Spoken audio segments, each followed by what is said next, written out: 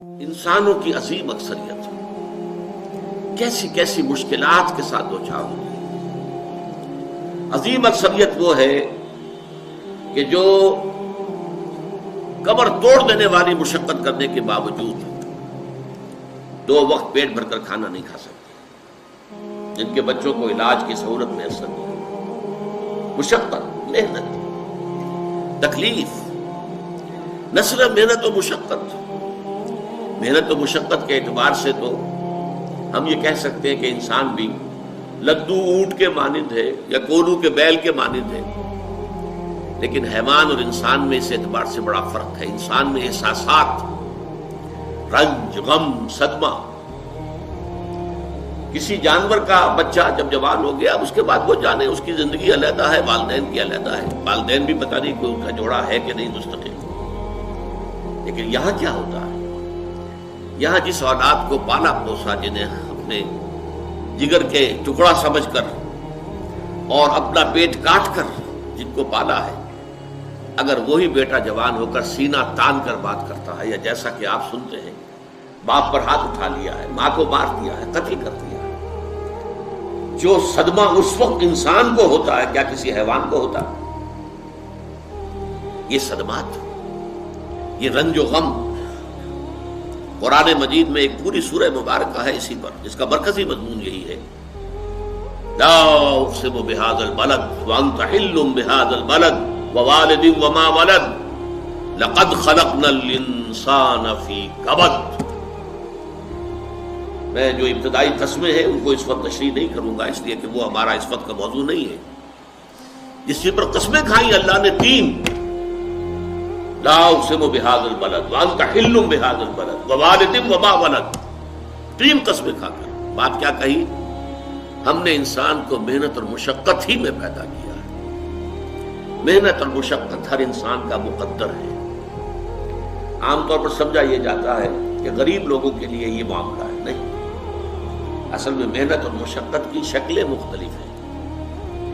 کوئی شخص دفتر میں بیٹھا ہوا مشقت کر رہا ہے، کسی کی ذہنی مشقت زیادہ ہے، کسی کی جسمانی مشقت زیادہ ہے۔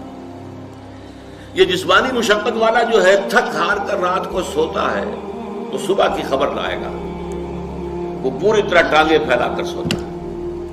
اور یہ جو ذہنی مشقت کرنے والے ہیں، لمبی لمبی کاروں میں چلنے والے اور بڑے بڑے محلوں میں رہنے والے، ایئر کنڈیشنڈ آفیسز اور بنگلوں میں رہنے والے، ان کی راتوں کی نیند حرام ہو جاتی ہے۔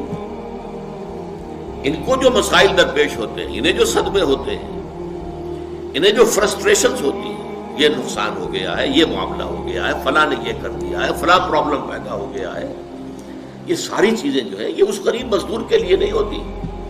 آپ کو معلوم ہے ہپنوٹکس کی ضرورت جو ہے انہیں عمرا کو ہوتی ہے، سیڈیٹیوز کی ضرورت انہیں کو ہوتی ہے، ٹرینکولائزرز انہیں کو چاہیے، انہیں نرم گدیلوں کے اوپر نیند نہیں آتی۔ تو مشقت اور محنت ہر ایک کے لیے ہے۔ صدمہ، غالب نے بہت خوب کہا تھا، قید حیات و بند غم اصل میں دونوں ایک ہے۔ موت سے پہلے آدمی غم سے نجات پائے کیوں؟ یہ انسان کا مقدر ہے، یہ تو ہو کر رہنے والی شے ہے۔ غم تو رہے گا، صدمہ رہے گا۔ آپ کو شاید یاد آیا ہو، ایک بڑی عظیم ہستی گزری ہے انسانی تاریخ میں، گوتم بدھ، کپل وستو کا شہزادہ، at the prime of his youth, 30 برس کی عمر، اس نے مشاہدہ کیا لوگوں کو، لوگ دکھوں میں ہیں، لوگوں کے لیے مصیبتیں ہیں، لوگوں کے لیے تکلیفیں ہیں۔ ایک اندھا آدمی دیکھا اس نے چلتا ہوا جو ٹھوکر کھا کے گرا اس کے نگاہوں کے سامنے۔ اس نے سوچا یہ کیا ہو رہا ہے، کیوں ہے یہ اندھا کیوں ہے؟ کسی کو اندھا پیدا کر دیا جاتا ہے، پیدائشی اندھا۔ کسی والدین کے سامنے اس کو بچہ جو ہے دم توڑ رہا ہے، کچھ نہیں کر سکتے، ٹک ٹک دیدم دم نہ کشیدم، جا رہا ہے تمہارے ہاتھوں میں سے، نکل رہا ہے، جا رہا ہے۔ قرآن مجید میں بھی سورہ واقعہ میں قسم کھائی گئی ہے، فلولا ان کنتم غیر مدینین ترجعونها ان کنتم صادقین، واپس لے سکتے ہو تو لے لو، موت کے پنجے سے چھڑا لو اگر تمہارے اندر کوئی طاقت ہے۔ نہیں، جا رہا ہے، رو رہا ہے۔ یہی وجہ ہے کہ پھر وہ اس فکر میں یہ دکھ کیوں ہے انسان کا مقدر، اس کا سبب تلاش کرنے کے لیے پھر اس سے نکلنے کا راستہ کیا ہے۔ اس سے نجات کیسے ہو، نروان کیسے ملے گا؟ اور آپ کو معلوم ہے 30 برس کی عمر میں جوانی کا دور، جوان بیوی کو رات کو سوتے ہوئے چھوڑ کر گیا ہے، شیرخوار بچہ چھوڑ کر گیا، محل چھوڑ کر جا کر خاک چھانی ہے، کہاں کہاں پھرا ہے، کن کن رشیوں منیوں کی خدمتیں کی ہیں، کہاں کہاں گیا ہے، کتنا وقت لگایا ہے، کن کن جنگلات جو ہے اس کے خاک چھانی ہے اس نے۔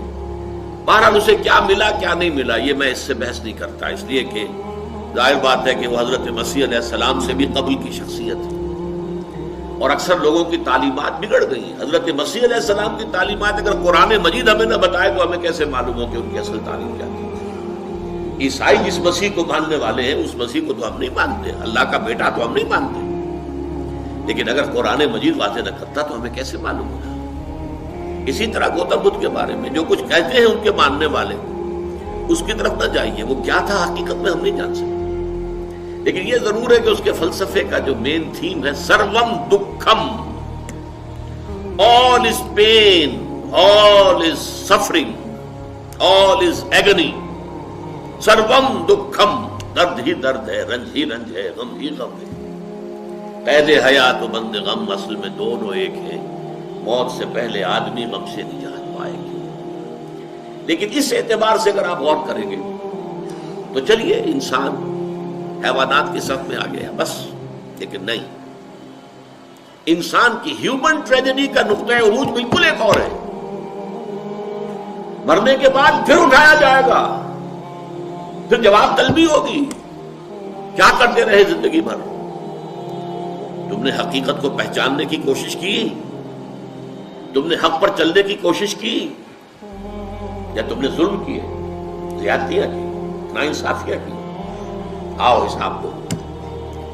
حیوان سے یہ محاسبہ نہیں ہے، نباتات اور حیوانات اس سے بری، انسان ہے۔